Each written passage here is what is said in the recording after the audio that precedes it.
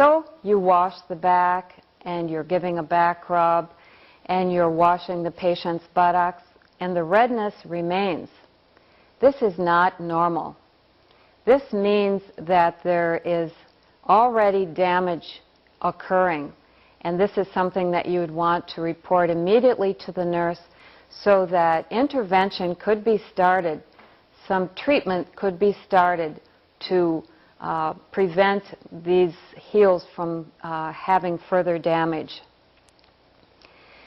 Skin safeguards are measures that you, the caregiver, can take to ensure that the skin is kept as healthy as possible.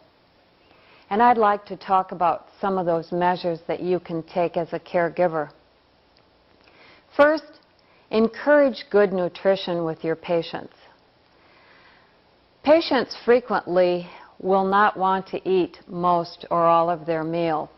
It's your responsibility to really encourage them to eat their food. Lots of times patients won't eat because they may not like the food. Maybe there's lack of sociability. Maybe their teeth aren't fitting properly. So talk to them about what it is that's preventing them from eating their food rather than just taking the tray away and accepting the limited amount of food that they eat. It really is important for good skin health to eat a well-balanced diet.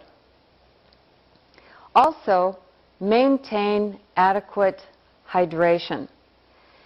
Encourage the patient to drink between 2 and 3 quarts of water a day or other fluid. That amounts to about 8 to 10 glasses of water a day. That seems like an awful lot of water, and it is, but that's what research shows is necessary to keep our bodies well hydrated. Now, a caution about that. There are those patients that it's contraindicated or not advisable to give that amount of water. Patients that have certain kidney diseases or heart problems may have those conditions worsened if they were to consume that much liquid. So before you would do that, be certain to check with the nurse that it's acceptable before you would go ahead. The next thing is be sure that you keep the skin clean and dry thoroughly after bathing. Particularly dry thoroughly in areas where there is skin against skin. I'm thinking about under the armpit, under the breasts, in folds of the skin, between the legs, and between the toes.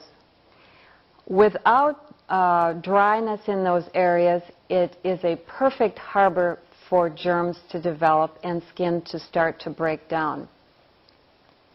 Use only mild soaps. You see some examples of mild soaps here. By using harsh antibacterial or deodorant soaps, they have chemicals in them that cause excessive drying and should be avoided with your patients.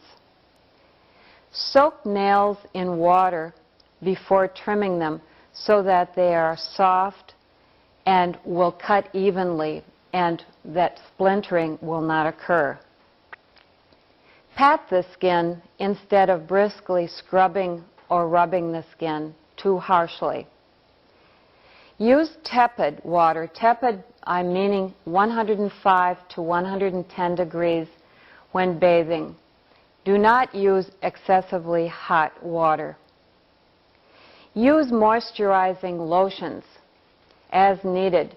This will help for patients who have itchy skin or excessive dry skin.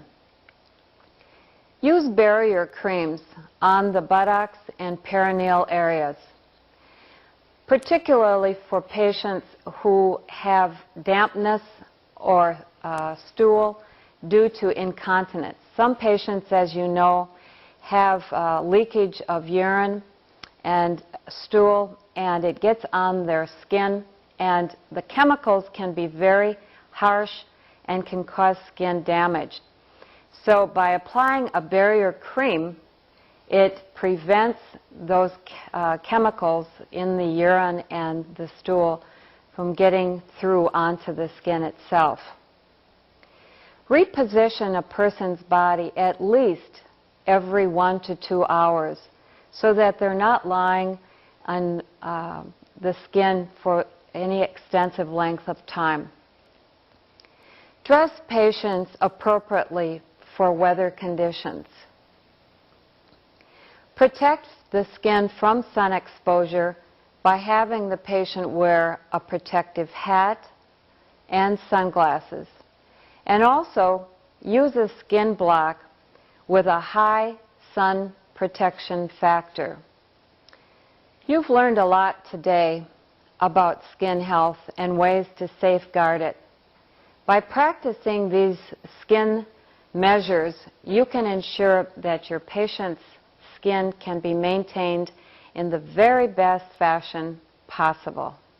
Thanks for your attention.